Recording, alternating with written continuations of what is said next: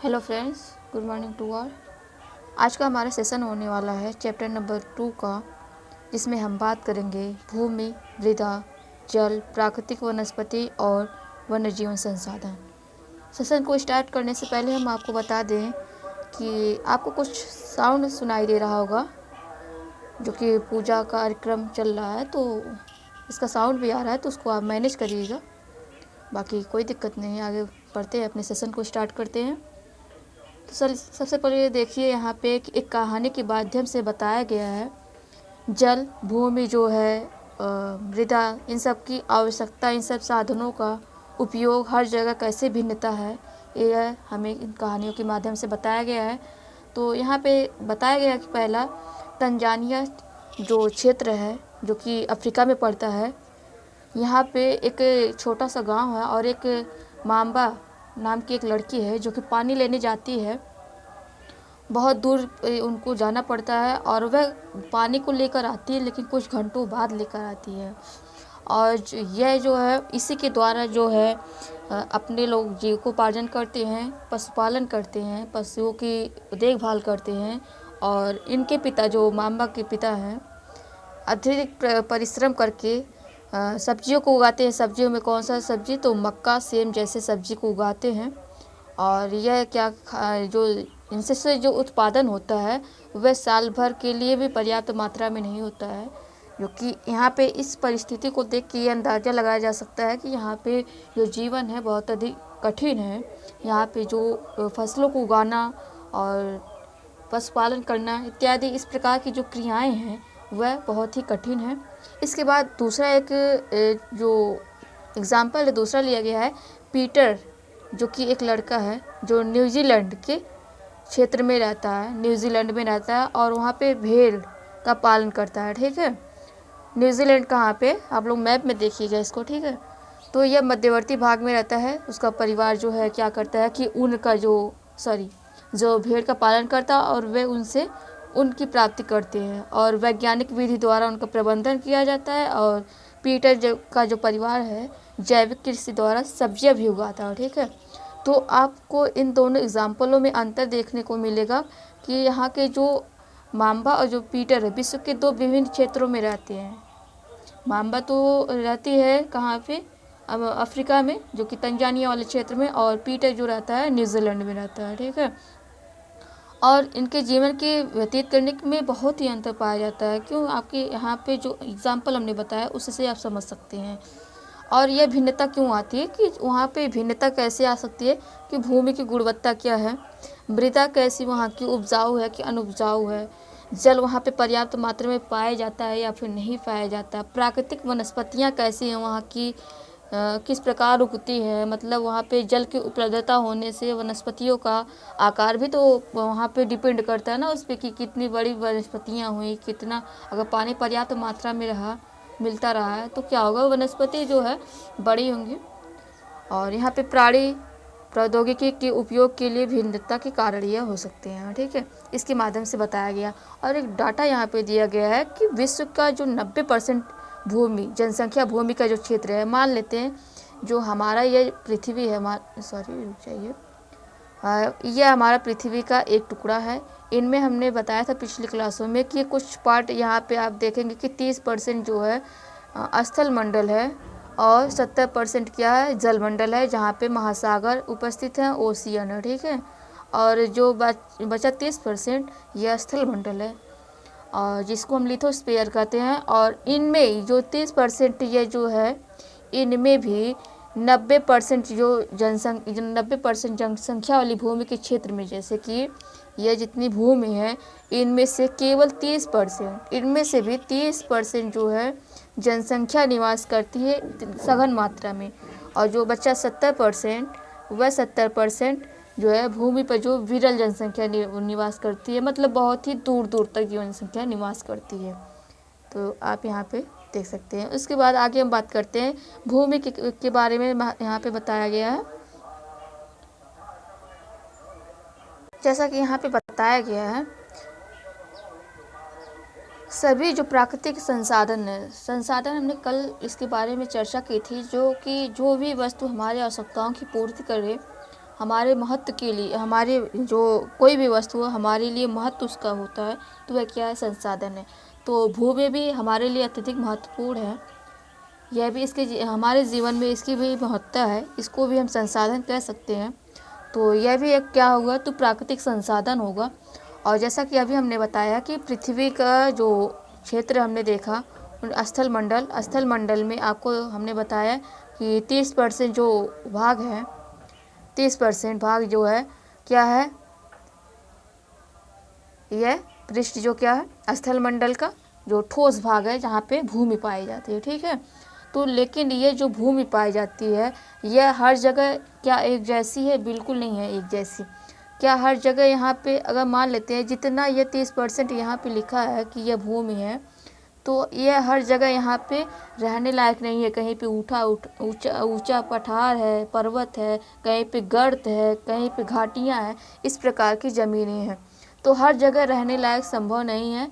तो कुछ ऐसे ही क्षेत्र हैं, कुछ अलग अलग ऐसे ही क्षेत्र हैं जहाँ पे मानव जीवन के अनुकूल परिस्थितियाँ पाई जाती हैं, जीवन के लिए अच्छी वहाँ पे ढलाने हैं। ठीक है, तो भूमि और जलवायु भिन्न भिन्न लक्षणों के कारण विश्व के विभिन्न संख्या का जो वितरण होता है असमान होता है। जनसंख्या वितरण क्यों असमान होता है, आप देखेंगे कि जहाँ पे मानव जीवन के लिए अनुकूल परिस्थितियाँ होती, जैसे कि आप उत्तर भारत की बात करें, जैसे यूपी बिहार हुआ, यह क्या हुआ, मैदानी वाला क्षेत्र हुआ। तो मैदानी वाले क्षेत्र में क्या हुआ कि गंगा जो आ रही है और उसकी प्लस जो उसकी सहायक नदियाँ हैं, इससे तो उनको जल की प्राप्त हो जा रही है। ठीक है, किसको प्राप्त हो रही है, जो यहाँ के निवासी हैं, और प्लस यहाँ पे उनको समतल एरिया भी तो प्राप्त हो जा रहा है, और जो कि कृषि करने के लिए एक बहुत ही महत्वपूर्ण इसका पार्ट बन जाता है। और इस प्रकार वहाँ पे सब कुछ की प्राप्ति हो जाती है हर चीज़ की। तो यहाँ पे जीवन अधिक होगा, लोगों का बसाव अधिक होगा, तो यहाँ पे जनसंख्या भी अधिक होगी, इस कारण यहाँ पे जनसंख्या अधिक होगी। आप इसके बाद देखिए कि जो हमारा जो रेगिस्तान वाला क्षेत्र है, जो कि हम राजस्थान की बात कर रहे हैं, तो वहाँ पे क्या होगा, वहाँ के जो परिस्थितियाँ, वहाँ की जो जलवायु है वहाँ पे अलग है। वहाँ पे रेत जो है अधिक पाए जाते हैं, मतलब कि रेगिस्तानी एरिया है। वहाँ पे दिन का तापमान बहुत ज़्यादा अधिक और रात का तापमान बहुत कम होता है। तो जिस कारण वहाँ की जो परिस्थितियाँ हैं, वहाँ का जो क्लाइमेट है वह असमान है, इस कारण वहाँ की जनसंख्या कम देखने को मिलेगी।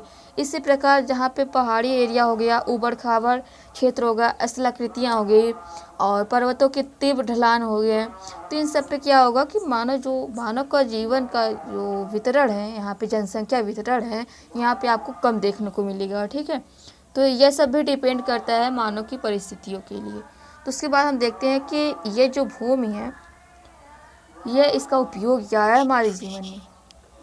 ठीक है, तो भूमि का उपयोग, तो भूमि के बिना हम जीवित रह ही नहीं रख सकते हैं। क्यों? क्योंकि भूमि में तो हम यहाँ पे जहाँ पे उपस्थित हैं, जहाँ पे बैठे हैं, यह भूमि तो है जिस पे हम खड़े हैं।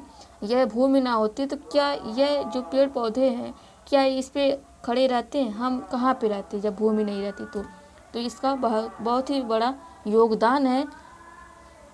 उसके बाद यह इसका अन्य योगदान देख सकते हैं आप कृषि में, वानिकी, यानी कि जो आपको देखने को मिल जाएगा, जो विभिन्न प्रकार के बागानों को लगाया जाता है, खनन, जो कि हम ज़मीन से ही खोद के निकालते हैं। उसके बाद सड़क और उद्योग की स्थापना, ये सब कहाँ पे होता है, तो ज़मीन के स्तर पे ही होता है, ज़मीन के ऊपर ही होता है। साधारणतः भूमि इसी को कहते हैं। ठीक है, भूमि उपयोग इसी को कहते हैं। तो भूमि का उपयोग भौतिक कारकों के द्वारा निर्धारित किया जाता है। ठीक है, यह क्या होता है कि जैसे कि हम मान लेते हैं स्थलाकृति हुई, मृदा, जलवायु, जो खनिज, जल की उपलब्धता, इन सब मानवीय कारकों द्वारा जो है, जैसे कि जनसंख्या, प्रौद्योगिकी भी भूमि उपयोग प्रतिरोध के महत्वपूर्ण निर्धारक हो सकते हैं। ठीक है, अगर बात करते हैं कि भूमि, जो कि हम इसको दो भागों में स्वामित्व के आधार पे, मतलब कि अधिकार के आधार पे हम बात करते हैं, तो भूमि को दो भागों में बांटा जा सकता है। पहला होता है निजी भूमि, यानी कि किसी व्यक्ति का उसका अधिकार है उस क्षेत्र पर, तो उसी क्षेत्र, वह जो क्षेत्र है उस व्यक्ति का उस पर अधिकार है, तो वह अपना उस पर अधिकार जमाएगा। ठीक है, जो सामुदायिक जो भूमि है वह सबका अधिकार है उस पर, वह सब उस पर अपने क्रियाकलापों को कर सकते हैं, वहाँ पे सबका अधिकार होता है। ठीक है, तो निजी भूमि हम क्या देख सकते हैं कि निजी भूमि व्यक्तियों के स्वामित्व में होता है, जबकि जो सामुदायिक भूमि है समूह के स्वामित्व में होता है। समान रूप से इसका उपयोग संबंधित व्यक्तियों के लिए किया जाता है। जैसे कि अब मान लेते हैं सामुदायिक जो भूमि है इसका उपयोग हम कहाँ कर सकते हैं। जैसे कि आपने देखा होगा कि जो खाली एरिया है जहाँ पे ढेर सारी घासें जमी हुई हैं, उगी हुई हैं, तो वहाँ पे आप देखे होंगे कि ढेर सारे गाय भैंस बकरियाँ मतलब चारों को खा रही होती हैं। तो क्या वहाँ पर तक कोई अपने प्राइवेट जो एरिया होता है, प्राइवेट क्षेत्र होता है, जो पर्टिकुलर उनका निजी क्षेत्र होता है, भूमि होता है, तो क्या वह उसी पे केवल खाते हैं? बिल्कुल नहीं। वह जो सामुदायिक क्षेत्र होता है मतलब कोई भी वहाँ पे ले जाके अपने पशुपालन को चरा सकता है या फिर उनको छोड़ सकता है, तो वह क्या हुआ? सामूहिक संपत्ति हुई ना, मतलब वह उसका सभी पर उसका अधिकार है। ठीक है, उसके बाद आप देखिए कि जनसंख्या और उनकी मांग सदैव बढ़ती रहती है। यानी कि जो हमारी भूमि है, भूमि तो सीमित है, लेकिन वह उसकी जो भूमि है उसकी मांग दिन प्रतिदिन बढ़ती जा रही है। देखिए आप, कोई ज़मीन है जो पहले कुछ रुपए में मिल जाती थी, पहले की ज़मीन जो हमारे पीढ़ी दर पीढ़ी या पीछे अपनी पीढ़ी के समय में चाहे, तो पहले लोग क्या होता था कि कुछ वस्तुओं को देकर ही ज़मीनों का आदान प्रदान कर लेते थे, लेकिन आज के समय में करोड़ों अरबों रुपयों के द्वारा उनको बेचा जाता है। तो क्या हुआ? जो भूमि सीमित है लेकिन उसकी जो मांग है बढ़ती जा रही है, जिस कारण इसका जो दाम है यह भी बढ़ता जा रहा है।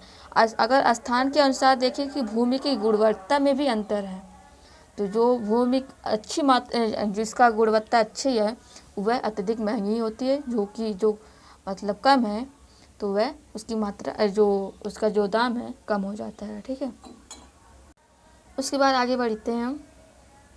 देखिए कि भूमि जो है, भूमि का विभिन्न प्रकार से निम्नीकरण हो रहा है। निम्नीकरण का कहने का आशय क्या है? क्षरण हो रहा है। क्षरण कहने का आशय क्या, मतलब इस तरह से आप समझिए कि भूमि का नुकसान हो रहा है। ठीक है, तो यहाँ पे देखिए कैसे हो रहा है। तो मान लेते हैं भूस्खलन आया, मृदा अपरदन हुआ। अपरदन क्या हुआ? अपक्षय अपरदन, ऐसा आप समझते होंगे ना कि किसी चट्टानों का अपने स्थान पर टूटना क्या होगा? अपक्षय होगा, और अब टूट कर एक स्थान से दूसरे स्थान तक जाना क्या होगा? अपरदन होता है। तो वही अपरदन यहाँ पे लिखा है। मरुस्थलीकरण हुआ, यानी कि रेतीले भाग में परिवर्तित हुआ, रेगिस्तानी एरिया में परिवर्तित हुआ। यह सब एक भूमि के लिए खतरा हो जाता है, जो कि उसकी उर्वरता को ख़त्म कर देता है। उसके बाद हम आगे बढ़ते हैं। अब यह जो भूमि है हमारे लिए तो बहुत ही आवश्यक है, हमारे लिए नहीं बल्कि पेड़ पौधों के लिए भी आवश्यक है, तो इसका संरक्षण भी तो करना चाहिए। इसके संरक्षण के लिए आप क्या कर सकते हैं?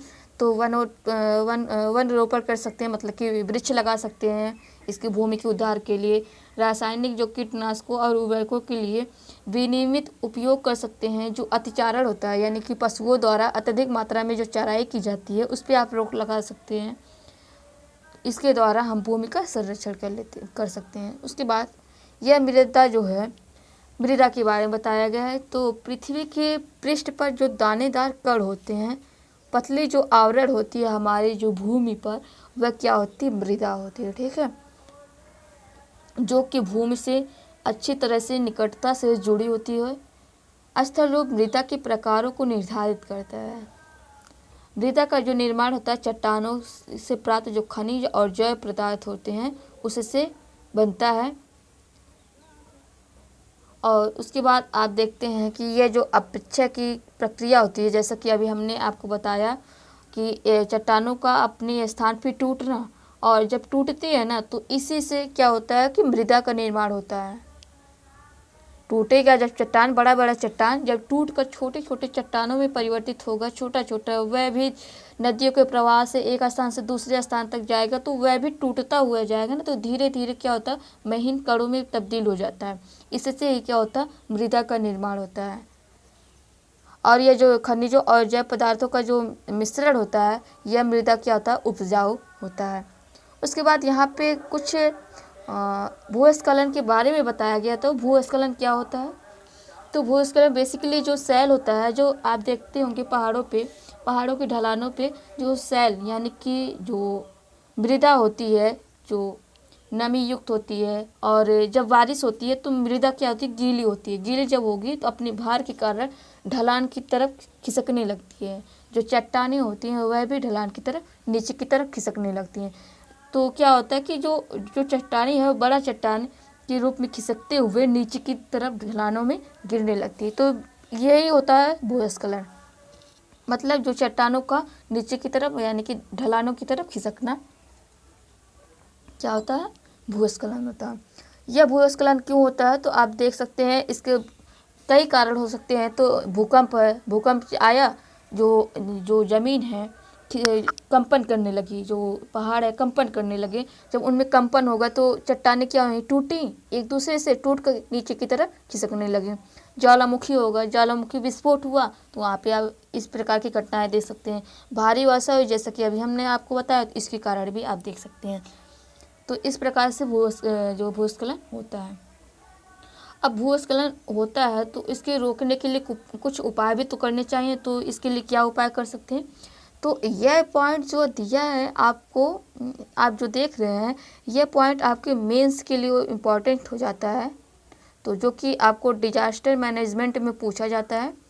तो यह आपको पूछ लिया जाता है कि भूस्खलन क्या होता है और यह इससे कैसे घटित होता है, इस तरह से, या फिर इसके रोकने के उपाय क्या हो सकते हैं। कुछ इस प्रकार से क्वेश्चन बना के पूछेगा, जो कि आपको लिखना होगा 250 शब्दों या 200 शब्दों या फिर 150 शब्दों में, ऐसे करके क्वेश्चन पूछ लिया जाता है। तो आप लोग इस पॉइंट को ध्यान रखिएगा, ठीक है।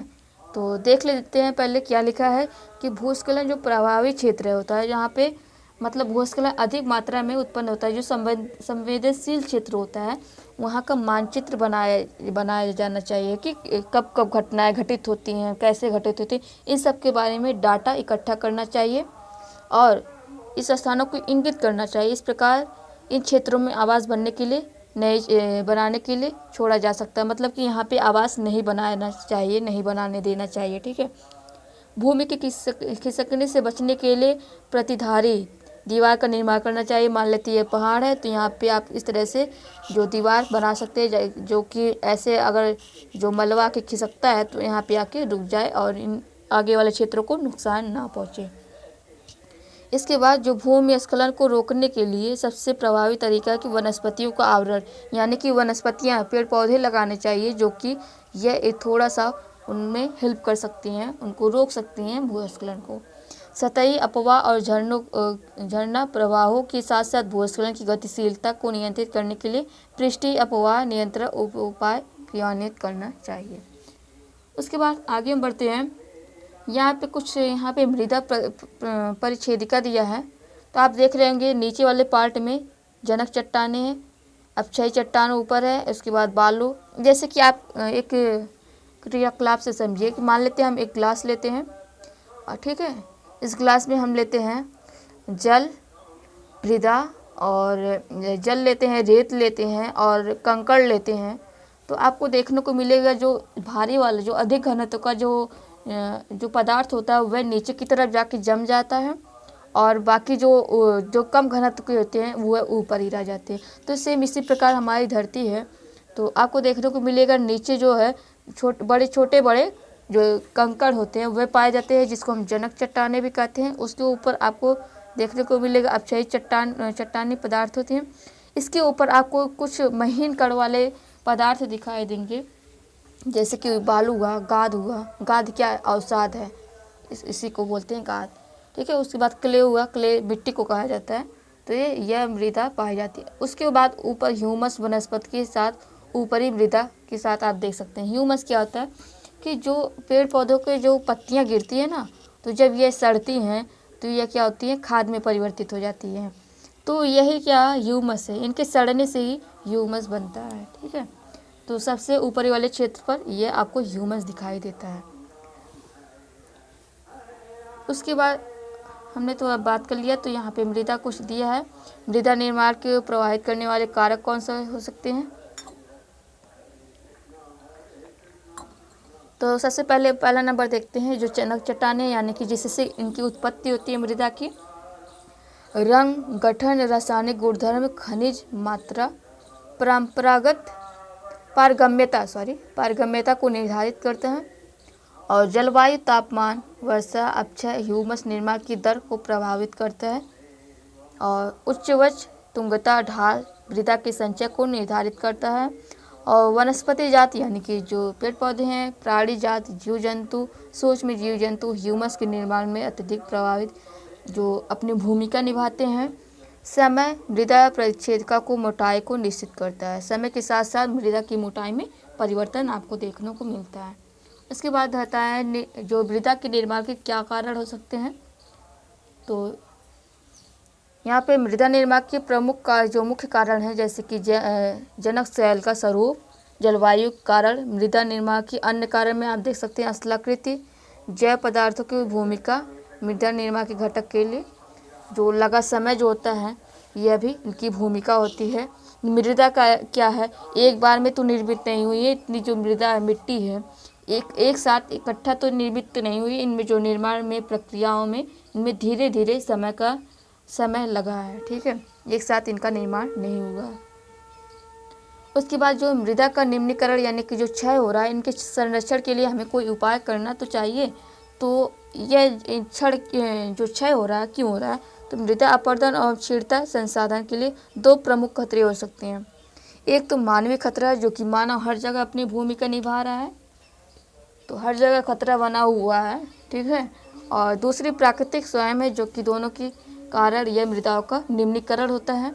तो निम्नीकरण के लिए इसके लिए आप वन उन्मूलन जो क्या सहायक मतलब किस कारण होता है, तो मतलब हम पेड़ पौधों की कटाई कर रहे हैं, तो पेड़ों का गुण क्या होता है कि अपने जड़ों के द्वारा मिट्टी को बांधे रहते हैं, जिस कारण क्या होता है कि जो मृदा होती है उनका बहाव नहीं होता, कटाव नहीं होता, इस कारण वह उसकी रक्षा करते हैं, किसकी, मृदा की। अतिचारण यानी कि पशुओं द्वारा अत्यधिक चराई की जाती है, मतलब कि किसी घास वाले क्षेत्र में आप पशुओं को देखते होंगे, वह पशु जो चर रहे होते हैं, तो जो घास क्या होती है, घास को जो मिट्टी को बांधे रखती हैं।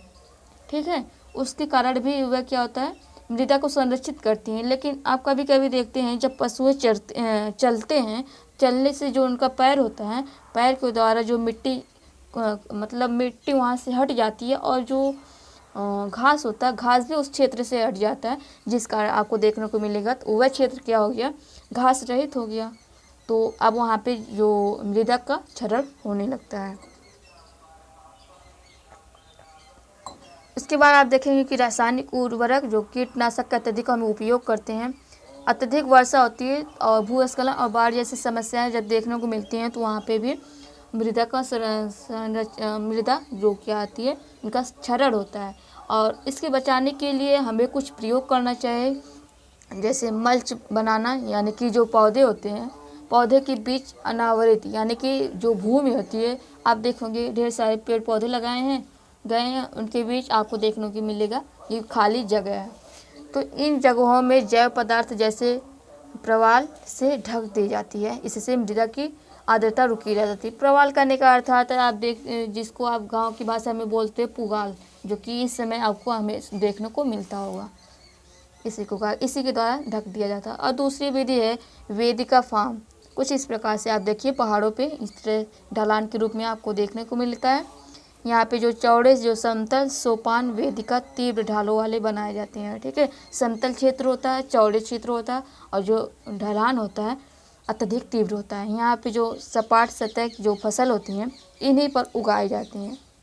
ठीक है, जो कि मृदा आपको देखने को मिलता है कम होता है। कुछ इस प्रकार से होगा ना, तो अगर इस तरह से होता है तो मृदाओं का जो क्षरण होता है तीव्र हो जाता है। लेकिन यहाँ पे आपको देखने को मिलेगा इस तरह से इसका आकार है, तो यहाँ पे मृदा जो कटाव कम हो जाता है। उसके बाद यहाँ पे दिया है समोच्च रेखीय जुताई। आप यहाँ पे देखिए कुछ इस प्रकार से यहाँ पे भी इसका इसी तरह से जुताई की जाती है, जिससे कि यहाँ पे जो मृदा का निम्नीकरण होता है कम हो जाता है। देखिए एक पहाड़ी ढाल पे समोच्च रेखी के समानांतर जुताई ढाल से नीचे बहता जो जल है एक प्राकृतिक अवरोध के रूप में काम करता है। ठीक है, इसके बाद आता है रक्षक मेखला, जो कि तटीय वाले क्षेत्रों में हम देख सकते हैं इसको। तटीय प्रदेशों में, शुष्क प्रदेशों में पवन की गति जो होती है रोकने के लिए हम क्या करते हैं, वृक्षों की कतार इस तरह से लगा देते हैं ऐसे ही। तो जब हवाएं बहेंगी तो जब इधर की तरफ आएंगे तो क्या यह हवा जो इसका कटाव कर सकती है, मृदा का नहीं कर सकती। क्यों? क्योंकि अवरोध के रूप में आपको देखने को मिलेगा यहाँ पे वृक्ष को लगाया गया है। ठीक है। इसके बाद दिया है कि समोच्च रेखीय रोधिकाएँ, यह समोच्च रेखा पर रोधिकाएँ बनाने के लिए पत्थरों, घास, मृदा का उपयोग किया जाता है। रोधिकाओं के सामने जो जल एकत्र करने के लिए एक खाइयाँ बनाई जाती है। कुछ इस प्रकार से आप देख सकते हैं कि यहाँ पे एक मिट्टी वाला क्षेत्र, मिट्टी का पात्र लिया है जिसमें मिट्टी लिया है ढेर सारा, उसके ऊपर जल गिराया जा रहा है। तो आप देखेंगे जब इस जल को इन नीचे पात्र में इकट्ठा कर रहा है, ठीक है, जब इस खाली वाले जिसमें केवल मिट्टी है, इस पे जब जल इकट्ठा डायरेक्ट गिराया जाता है तो यहाँ पे देखते हैं हम कि जो मृदा है इसका कटाव अधिक होगा, यानी कि क्षरण अधिक होता है। दूसरा ये है जहाँ पे पेड़ पौधे लगाया गया है, आप देख सकते हैं यहाँ पे हरे हरे पेड़ पौधे लगाए गए हैं। तो जब इनमें भी मिट्टी है, जब इनमें जल गिराया जाता है तो आपको देखने को मिलेगा यहाँ पे जो मिट्टी है इसका कटाव आपको बहुत कम देखने को मिलता है। क्यों? क्योंकि जो यहाँ पे घास आपको दिख रही हैं ये इनकी जो जड़ें हैं मिट्टी को, मृदा को बांधी हुई हैं, जिस कारण यहाँ पे इसका जो कटाव होता है बहुत कम देखने को मिलता है। तो आज की वीडियो में इतना ही हम रखते हैं। आगे जो हम बात करेंगे जल वाला जो टॉपिक है हम इस पर कल डिस्कस करते हैं। ठीक है, तो आज के लिए इतना ही, मिलते हैं नेक्स्ट वीडियो में। तब तक के लिए जय हिंद, जय भारत।